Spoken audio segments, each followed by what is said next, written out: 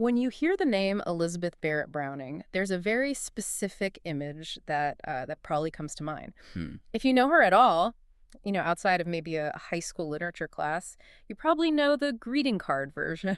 The frail Victorian invalid lying on a chaise lounge. Exactly. She's the lady with the spaniel on her lap, lying on a sofa on Wimpole Street, smelling salts probably nearby, just waiting for Robert Browning to burst in and rescue her from her tyrannical father. It's the ultimate damsel in distress story. It's got all the elements. It does. It's romantic, it's a little bit gothic, and it fits perfectly into how we kind of like to view Victorian women. Frail, passive, waiting for a man. It is a very sticky image, a really powerful one. And it's a narrative that was, well, it was basically cemented by pop culture. Yeah. Specifically a play in the 1930s called The Barretts of Wimpole Street. Right. But the reality you find when you dig into her letters, her biographies, and the critical reception of her time, it is wildly, almost aggressively different. Yeah, that is exactly what we were going to unpack today. Because that whole damsel narrative conveniently forgets some pretty major details. Just a few. Like the fact that before Robert Browning ever showed up, Elizabeth was a celebrity in her own right. She was a political radical. She was a long-term opium user. She was a fierce abolitionist who was, and this is a complicated part, living on money derived directly from slavery. And arguably, during her lifetime, she was considered a better, more important poet than her husband. Not even arguably. I mean, she was a serious contender for poet laureate when Wordsworth died. She was rivaling Tennyson for the top job in English poetry. Which is just incredible to think about. So our mission for this deep dive is to take that greeting card version of Elizabeth Barrett Browning and, well, tear it up. We are going to look at the medical mystery of her illness, the very dark origins of her family's fortune, and how she managed to write some of the most scathing political poetry of the 19th century from a darkened room in London. We're basically moving beyond the poet laureate of romance to uncover the poet laureate of revolution. I love that. Let's get into it. To really understand Elizabeth, I think you have to start with the money. You just have to. Oh, absolutely. It's the foundation of everything. Because you don't get to be a Victorian poet sitting around reading Greek and writing epic poems at age 11 without a very, very serious financial safety net. It's not a cheap hobby. No, poetry is a leisure activity, historically speaking. You need time, you need education, you need access to books. And the Barretts were not just comfortable, they were fabulously, almost unimaginably wealthy. But the source of that wealth it's the central conflict of her life, isn't it? It's something she struggled with for her entire adult life. It really was. Because this wasn't old money in the sense of, English aristocracy with land going back to the Norman conquest. This was colonial money. This is the Jamaica connection. Correct. The Barrett family had been in Jamaica since the 1650s. Since 1655. So this wasn't just a portfolio of investments they had somewhere overseas. This was a dynasty built in the colonies. And her father, Edward Barrett Moulton Barrett, he wasn't just a guy with some shares in a sugar company. No, he owned, and this number is staggering, 10,000 acres of land in Jamaica. 10,000 acres. I was trying to visualize that. That is roughly the size of Manhattan south of Central Park. Wow. Owned by one man. That's not an estate, that's a kingdom. It is. A private kingdom. And it wasn't empty land. These were highly profitable sugar plantations. Estates with these very grand English-sounding names like Cinnamon Hill, Cornwall, Oxford. But they were massive industrial agricultural complexes. And they ran on one thing. They ran on one thing, the forced labor of enslaved people. We have to be really explicit about this, I think. The library where Elizabeth learned to read Greek, the tutors who taught her, the paper she wrote sonnets from the Portuguese on. Yeah. Every single bit of it was paid for by the labor and the suffering of enslaved people in the West Indies. Explicitly. There's no separating it. And it wasn't just on her father's side. Her maternal grandfather also owned sugar plantations and merchant ships that traded between Jamaica and Newcastle. So on both sides of her family tree, the roots are just soaked in the sugar trade. And it's not just background noise for her story. You mentioned it's woven into her actual name. It is, literally. Right. I looked into this Moulton Barrett double barrel name. It sounds incredibly posh, like standard British aristocracy, but it was actually a legal hoop she had to jump through, wasn't it? It was basically a brand deal from beyond the grave. Her father's original surname was just Moulton. But the Barrett side of the family, the side with the massive Jamaican estates, had a very strict stipulation in the will. Which was? If you want to inherit the wealth, you had to take the name Barrett. It was non-negotiable. So if you want the cash, you have to wear the logo. Exactly. So the family became the Moulton Barretts, which meant that every time Elizabeth signed a document, every time she introduced herself or wrote her full name, she was reaffirming her connection to that plantation economy. It was an inescapable brand. Wow. So she's born in 1806 into this incredibly complex blood money wealth. She's born up in County Durham, but they don't stay there for long. They move to an estate that her father builds called Hope End in Herefordshire. Mm-hmm. And her father, Edward, we really need to talk about him early because later in the story he becomes the villain, right? The tyrant of Wimpole Street. The monster. But in the beginning, the sources, her own letters, they paint a very different picture. He's a fascinating, deeply contradictory figure. In those early years at Hope End, he wasn't suppressing her talent. He was her biggest fan, her #1 champion. And the house itself, Hope End, it really reflects his personality. Hope End sounds like a metaphor from a Gothic novel, but it was a real place. And the description of it, honestly, it sounds like he was trying to build a personal theme park. It really does. Mm-hmm. It was his vision of the Arabian Nights dropped into the middle of the English countryside. He took a standard, Georgian-style house and just went wild with it. He added minarets. Minarets. In Herefordshire, I'm just trying to picture that. I know, minarets with these green copper domes. He had brass balustrades, mahogany doors inlaid with mother of pearl. He even built a subterranean passage from the house to the gardens. Okay, that's just showing off. It is. But imagine you're a child with this incredibly active imagination. It would have been paradise. It was a physical manifestation of fantasy and wealth. And Elizabeth was the queen of this paradise. She was the eldest of 12 children. 12, which is just staggering number. 8 boys, 4 girls. You have to imagine this chaotic, noisy, wealthy household. And right in the middle of it is Bah. That was her family nickname holding court. But she wasn't playing with dolls, was she? The account of her childhood reading list is, frankly, it's intimidating. Intimidating is the perfect word. She claimed she was reading novels at age 6. By 8, she was completely entranced by Alexander Pope's translations of Homer. Which is not light reading for an 8-year-old. Not at all. And then by 10, she decides that's not good enough, and she starts studying Greek so she can read the originals for herself. This is the part that gets me. I was reading in the biography notes where it mentions she wrote her own Homeric epic at age 11, The Battle of Marathon. Yes, a full-on epic poem. I mean, most 11-year-olds are writing bad diary entries or, stories about their pets. She's writing about ancient Greek warfare in complex verse. And this is where the father really surprises you. Mm-hmm. He didn't tell her to stop. He didn't say, that's not for girls, go do your needlepoint. Quite the opposite. He privately published it for her. He had 50 copies printed to give to family and friends. He called her the Poet Laureate of Hope End. You have to understand how rare that was, right? In the early 19th century, the blue stocking, the intellectual woman, was often a figure of mockery. Fathers were usually trying to marry their daughters off to good families, not turn them into classical scholars. He was actively nurturing this massive intellect. She was tutored right alongside her oldest brother, Bro. She had the complete run of this enormous library. She's reading Mary Wollstonecraft's A Vindication of the Rights of Woman in 1821. At 15. She's 15 years old, reading radical feminist texts, and she's being encouraged by her father, who is living off the profits of slavery. The contradictions in this family start so early. They do, and that intellectual freedom was the foundation for everything that came later. She had the space, the resources, the support. But just as her mind is expanding at this incredible rate, her physical world, it starts to shrink dramatically. This brings us to what you called the cage, the onset of her illness. It starts when she's around 15. And reading the descriptions of the symptoms, it really does feel like a medical thriller. It wasn't just she felt a bit faint. No, it was violent. It was terrifying. Intense head pain, spinal agony, spasms that would rack her whole body. She lost mobility to the point where she often had to be carried from room to room. And the doctors of the 1820s, they were completely baffled. Totally in the dark. They attributed it to a spinal injury for a long time, right? Yeah. There was a story about her falling off a horse or a pony. Yeah, that was the prevailing theory, that she had fallen while trying to saddle a pony.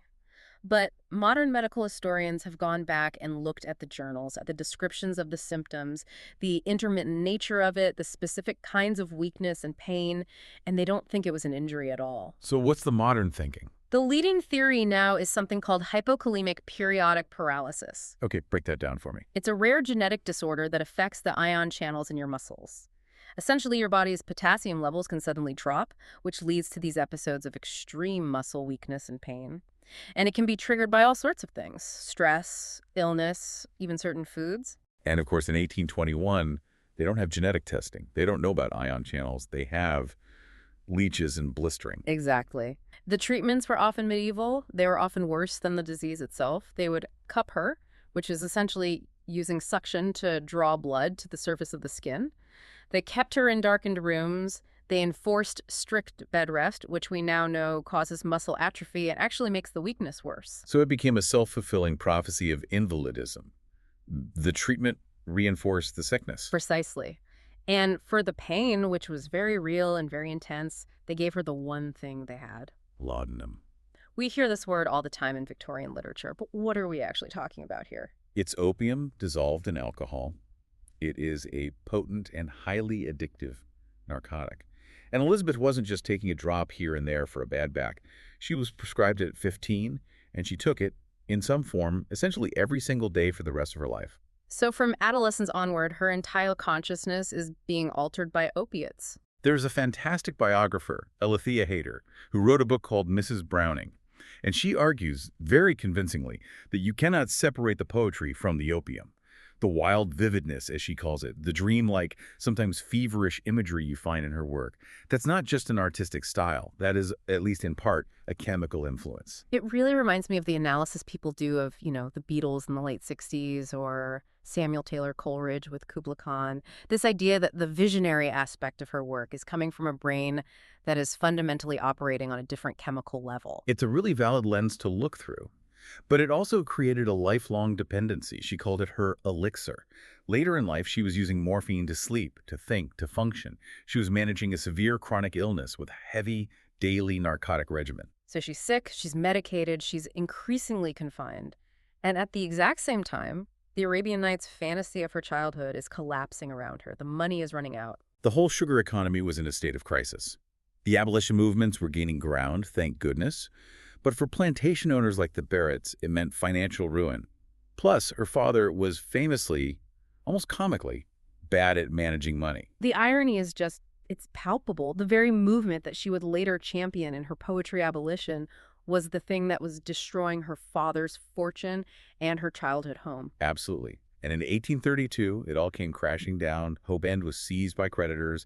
It was sold off. The minarets, the library, the subterranean passage, all of it gone. And the family becomes nomadic for a while. They move to a seaside town, Sidmouth, and then eventually they land in London. But before London, there is this period, this tragedy that I think really defines the rest of her life, the Torquay period. This is the absolute darkest moment. You can't understand the rest of her story without understanding what happened in Torquay. So set the scene for us. It's 1838. She's in her early 30s now. Her health has crashed again, badly, and the doctors say she needs sea air.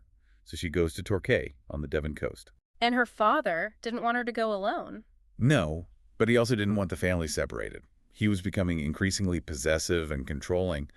But Elizabeth, she adored her brother Edward. He was her favorite, the one she'd been educated with, and she called him Bro. Bro. Yes, Bro. He was her rock, her closest confidant. She convinced her father to let Bro come with her to Torquay to keep her company while she was essentially bedbound in a rented house. So he's there for her. He's there for her. But in July of 1840, Bro and two of his friends went out sailing on a small boat in the bay. And he didn't come back. The boat capsized in a sudden squall. All three of them drowned in Babbacombe Bay. And the worst part was that the body wasn't recovered immediately. It was days and days of waiting and hoping. The trauma of losing him is bad enough, but the guilt. When you read her letters from this time, the guilt seems almost psychotic. It's all-consuming. It completely consumed her because she felt that Bro was only in Torquay because of her. Because she was sick and had begged him to come. She felt that she had, in a very real sense, killed him. She wrote that it was a near escape from madness. And you have to remember, she had already lost another brother, Samuel, to a fever in Jamaica earlier that same year. But Bro's death just broke her. And this explains so much about her relationship with her father later on, doesn't it? Because her father had been so reluctant to let Bro go in the first place. Exactly. In her mind, she defied her father.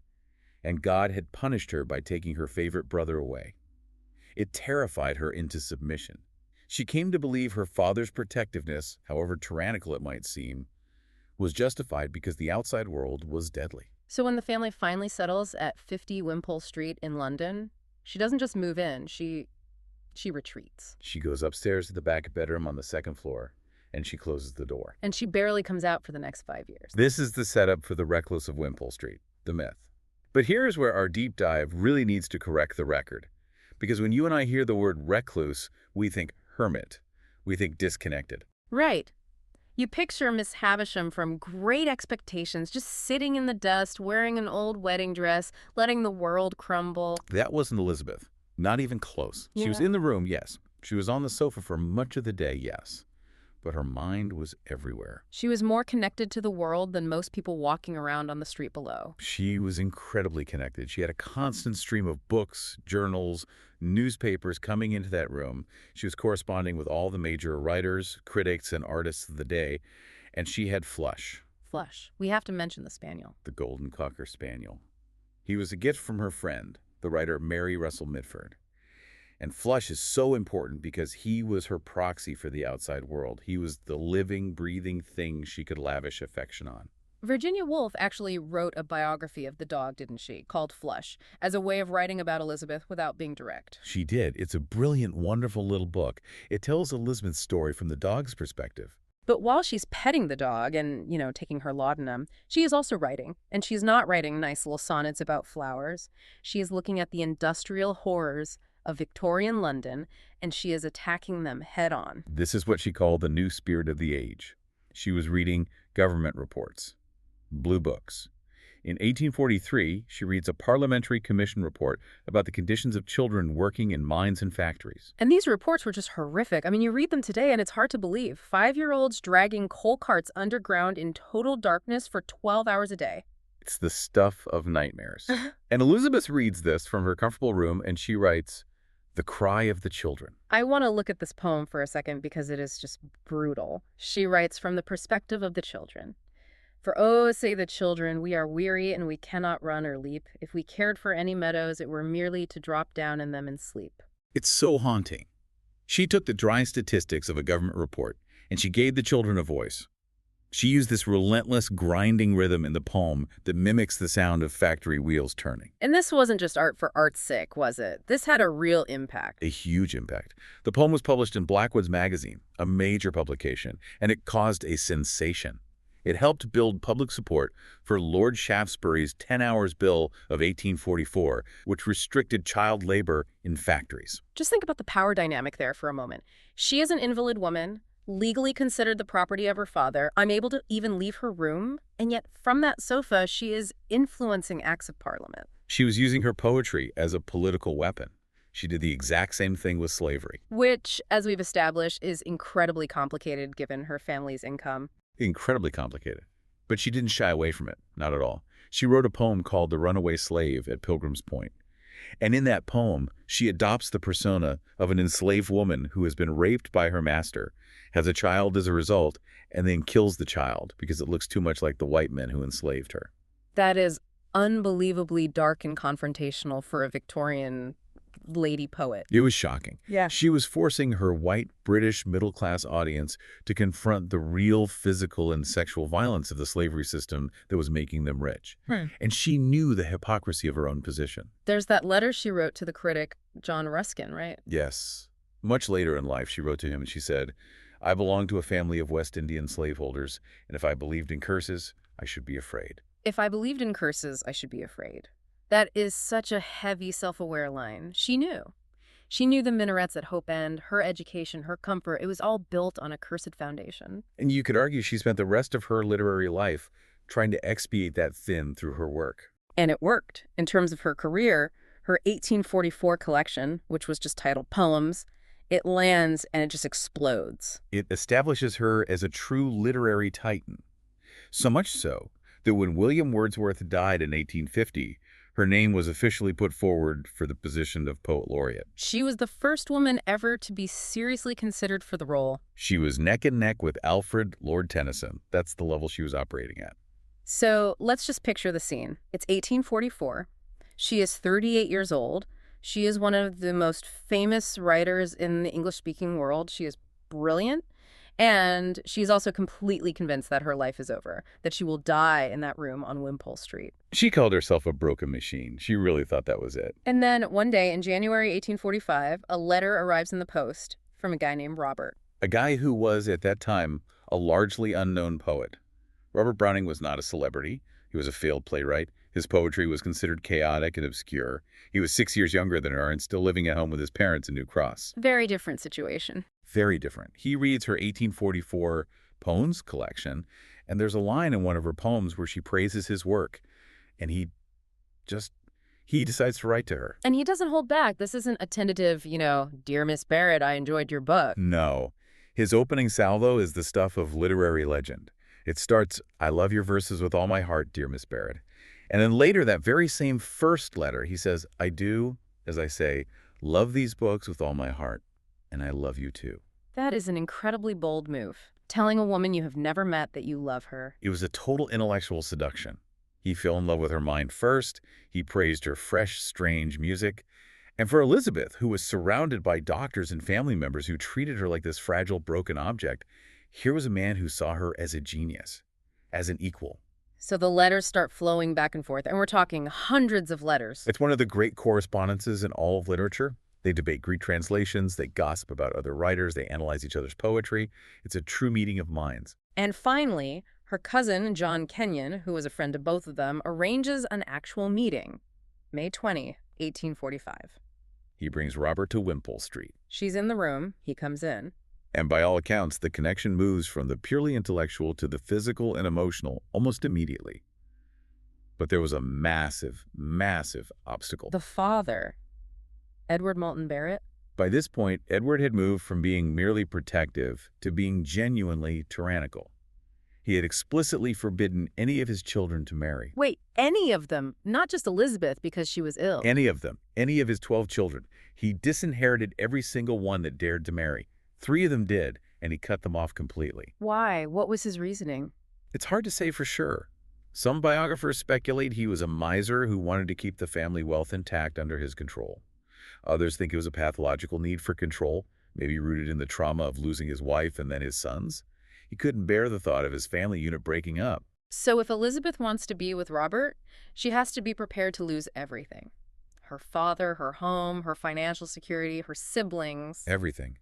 And you have to remember, she still believes she is a profound invalid. She hasn't left the house in years. The idea of running away wasn't just socially scandalous for a woman of her class. It was physically terrifying. She genuinely thought the shock and the travel might kill her. So what do? They conduct the entire courtship in secret. Secret visits when her father was out at his office in the city, secret letters that had to be hidden in boxes. It went on for over a year, 20 months. Like a teenage romance, but they're middle-aged poets. It's kind of wonderful. She was 40, he was 34. And in September of 1846, they decide they can't live like this anymore. They have to do it. So they arrange a secret marriage at St. Marylebone Parish Church, not far from her house. Her loyal maid, Elizabeth Wilson, was the only witness from her household. And then what? She just goes back home. She went back home for a week. Can you imagine the nerve? She lived in the house with her family, keeping this enormous secret, packing her things bit by bit, pretending everything was normal. That is an unbelievable act of courage. And then, on September 19th, a week after the wedding, she told her family she was going out, walked out of the house with Wilson, and flushed the dog, got in a cab, and they fled. They went to Paris, and then on to Italy. Great escape. It was a true escape, and the fallout was nuclear, just as she expected. Her father disinherited her on the spot. He never spoke to her again. For the rest of his life, he returned her letters unopened. Unopened, that is a special kind of cruelty, to not even read what your child has to say. And even her brothers, who she loved so dearly, they rejected her initially. They felt she had abandoned them to face their father's wrath alone. So she gave up everyone and everything for Robert. She traded the gilded cage of Wimpole Street for the complete unknown. And shockingly, instead of dying from the stress as she feared, she flourished. This is the rebirth in Italy phase of her life.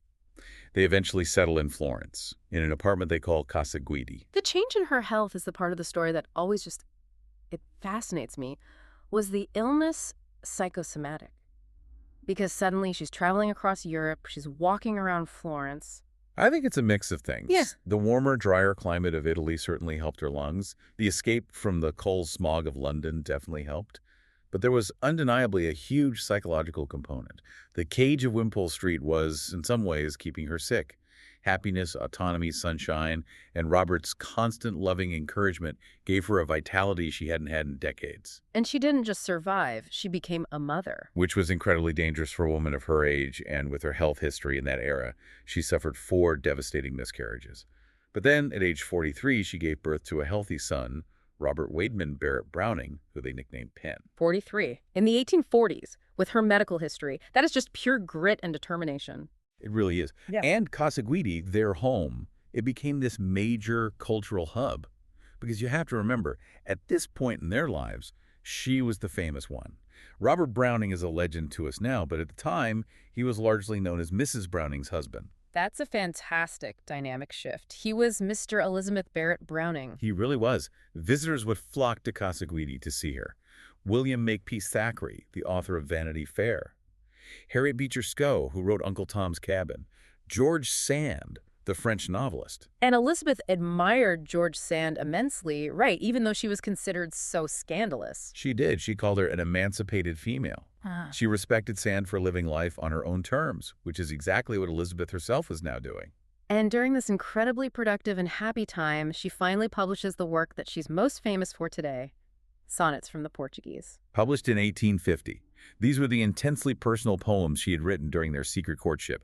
She hadn't even shown them to Robert until after they were married. He was the one who insisted they had to be published. And the title, Sonnets from the Portuguese, I feel like I believed for years that these were actual translations from Portuguese. And that was exactly the point. She was incredibly shy about the personal nature of the poems. They were so intimate, so nakedly emotional, so she wanted to present them as translations to give herself a layer of artistic distance. But the title is also a double entendre, a private joke. It is. My Little Portuguese was a private pet name Robert had for her. Why Portuguese? It was a reference to her dark complexion and dark hair, which was unusual for an Englishwoman of her class. So the title is a public mask and a private wink all in one. And this collection is where we get the big one, Sonnet 43. How do I love thee? Let me count the ways. It's iconic. It's on a million Valentine's cards. But when you read it knowing her full story, it hits so differently. It's not just fluffy, sentimental romance. How so? What should we be looking for? Well, look at the language she uses. I love thee with a love I seem to lose, with my lost saints. She is talking about the loss of her family, the religious intensity she used to channel into her faith, or even her relationship with her father, now being redirected entirely to Robert. He has become her new religion. And that ending. And if God choose, I shall but love thee better after death. Given her lifelong illness, death was always a very real presence in the room for her. It's not just a pretty romantic sentiment. It's a profound statement of defiance against mortality. She is saying, my broken body might fail, but this connection we have, this love, it transcends that completely. But while the sonnets are beautiful and obviously what she's most known for now, you mentioned earlier that there's a bigger work, a magnum opus, that defines her not just as a lover, but as a major feminist voice. Yes, Aurora Leigh. Tell me about Aurora Leigh, because this is the one the critics always say we should be reading, but most people haven't even heard of it. They should be. It was published in 1856, and it was her masterpiece. It's what she considered her most important work. It is a verse novel. So a novel in poem form. Exactly. A whole novel with a complex plot, characters, dialogues, social commentary, but it's all written in blank verse. It's 9 books long, longer than Paradise Lost. That sounds incredibly dense. It is dense, but it's also incredibly readable and gripping. It's the story of a female writer, Aurora, who is struggling to balance her artistic ambition with the societal expectations of love and marriage. Okay, so what's the central conflict? Early on, her wealthy, socially conscious cousin Romney, which is a terrible name for a romantic lead, by the way. Oh, a great one, no. He proposes to her, but he doesn't want an equal partner. He wants a helper. He basically tells her she should give up her silly poetry to help him with his socialist charity work. But classic. Put down the pen, honey, and help me with my very important mission to save the world. That is exactly the vibe. And she refuses him. Point blank. She chooses her art. She gives this incredible speech where she says, I too have my vocation work to do. That must have been absolutely radical in 1856. A woman in a novel saying her work, her art, is as important as a man's social project? It was explosive. It was a sensation. The North American Review praised it for uniting woman's nature with the strength, which is peculiar to a man, which is a very 19th century way of saying it was powerful. It challenged the core Victorian ideal that a woman's only true role was domestic. And this wasn't just abstract fiction for her. This was her life story, fictionalized. It was heavily autobiographical. It was her manifesto. And it had a real-world impact. Susan B. Anthony, the American suffragist, carried a copy of Aurora Leigh with her everywhere she went in her trunk. She wrote in her copy about how the book had influenced her thinking on women's need for economic and personal independence. So Elizabeth Barrett Browning isn't just a romantic poet. She's writing a foundational text for the first wave of the women's rights movement. Precisely. Aurora Leigh argues that a woman doesn't have to choose between her work and love, or rather, that she shouldn't have to, even if society tries to force that choice upon her. It's an incredibly modern idea. But she didn't stop at feminism. After she moved to Italy, she got deeply involved in international politics too, right? She became completely obsessed with the cause of Italian unification, the Risorgimento. She was living in Florence, she loved the Italian people, and she desperately wanted to see them free from Austrian rule and united as a single country. And she wrote about it. Oh, she wrote about it, passionately. Her 1860 collection was called Poems Before Congress. How did that go over back in Britain? Badly. Very, very badly. It caused a furor, as they said. The conservative magazines in Britain labeled her a fanatic. They were outraged. They thought it was unseemly and inappropriate for an English lady to be so heated and opinionated about foreign politics. They essentially told her to go back to writing love sonnets and stay in her lane. That's exactly what they did. But she never cared about staying in her lane, did she? Never. Whether it was slavery, child labor, women's rights, or Italian politics, if she felt strongly about something, she wrote about it. She saw the role of the poet as a kind of prophet, someone with a moral duty to speak truth to power. And this moral intensity was also tied to her spiritual side. The outline mentions she was a Congregationalist and really interested in theological debate. She was deeply, deeply religious, but in a very nonconformist, individualistic way. She rejected the hierarchy and ritual of the Church of England, and in a move that is just so quintessentially her, she actually learned Hebrew. Why Hebrew? So she could read the Old Testament in the original language. Of course she did. That fits her personality perfectly. I'm not going to take the priest's word for it. I'll translate it myself. Thank you very much. Exactly. Her work is saturated with biblical imagery.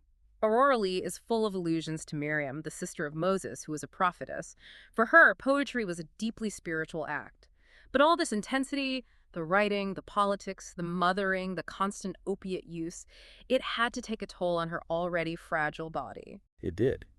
Her health, which had been relatively stable for her first decade in Italy, began to decline sharply in the late 1850s. She suffered a series of emotional blows as well. The death of her father in 1857, who, remember, never reconciled with her, and then the death of her beloved sister Henrietta hit her incredibly hard. And the end comes in 1861. June 29, 1861. She was only 55. She was in their apartment at Casa Guidi in Florence. Her lungs, which had always been her weak point, were failing. The official cause was likely a lung abscess, complicated by a lifetime of illness. And the story of her death is, well, it's very much in character with their love story. It is. She died in Robert's arms. He wrote letters about it later, and he reported that she died smilingly, happily, and with a face like a girl's.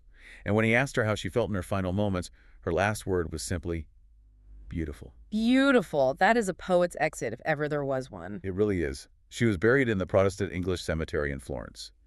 And the local Florentine shops in their neighborhood, the Casa Guidi area, closed their shutters on the day of her funeral to mourn her. So they saw her as one of their own. She wasn't just some foreign writer to them. She was a local hero who had championed their cause for freedom. So she dies a legend, a literary titan, a political activist, a beloved figure in her adopted city. But then something happens to her reputation. We go from that image to the lady with the spaniel. What happened? How did she get reduced? It's what you called the critical roller coaster. Yeah. Immediately after her death, she was still revered. But as the 19th century gave way to the 20th, modernism took over the literary scene.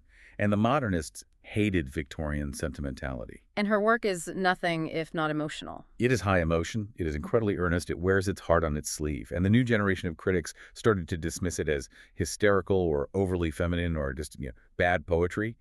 But the real nail in the coffin of her literary reputation was that play we mentioned right at the start. The Barretts of Wimpole Street. The 1931 play by Rudolph Bessier. It was a massive, massive hit on stage in London and on Broadway. It was made into several movies. But it turned her life into a simple melodrama. It focused entirely on the tyrannical father and the whirlwind romance. So she became a character in a love story, not a writer. Exactly. This is what you could call the Bessier effect. People stopped reading the 9 books of Aurora Leigh and started watching the movie where she swoons on a sofa. She became the damsel in distress, which is the ultimate irony, because she was the one who engineered her own rescue. But there's been a rediscovery in recent decades, hasn't there? Yes, thankfully. Starting in the 1970s and 80s, feminist scholars went back to the text. Critics like Angela Leighton and others argued that we had been distracted by the myth and needed to look at the work again. They reclaimed her as a serious political and intellectual figure. But it took a very long time. A complete scholarly edition of all her works wasn't even published until 2010. 2010? That's wild. That's nearly 150 years after she died. It just shows you how long and how thoroughly she was neglected by the literary establishment. Before we wrap up, I want to touch on one more part of her legacy, a connection that just blew my mind when I read it in the source material. Her connection to Edgar Allan Poe. Oh, yes. The Master of the Macabre was a massive EBB fanboy. A huge fan. It's an unexpected pairing. He dedicated his 1845 collection, The Raven and Other Poems, to her. He called her the noblest of her sex. He was deeply impressed by her intellect and her poetic skill. And he didn't just admire her from afar, he borrowed from her. Heavily. Borrowed is a very polite word for it. The specific rhythm and meter of the Raven, that hypnotic, driving, trochaic octameter beat. Once upon a midnight dreary, while I pondered, weak and weary. He took that meter directly from her poem, Lady Geraldine's Courtship. It's almost identical. So in a very real way, without Elizabeth Barrett Browning, we might not have quothed the Raven nevermore. Not in the form we know it, anyway. And her influence didn't stop there. Emily Dickinson. Dickinson revered her. She kept a portrait of Elizabeth in her room. For Dickinson, Elizabeth was the model. She was the proof that a woman could achieve the highest levels of greatness in poetry. So let's bring it all together. When we step back from the chaise lounge and the spaniel, what's the real story? What's the takeaway? It means we need to completely rewrite our mental image of Elizabeth Barrett Browning. She wasn't just a wife. She wasn't just a patient. She wasn't just the subject of a romance. She was a powerhouse. Yeah. She was an agent in her own life.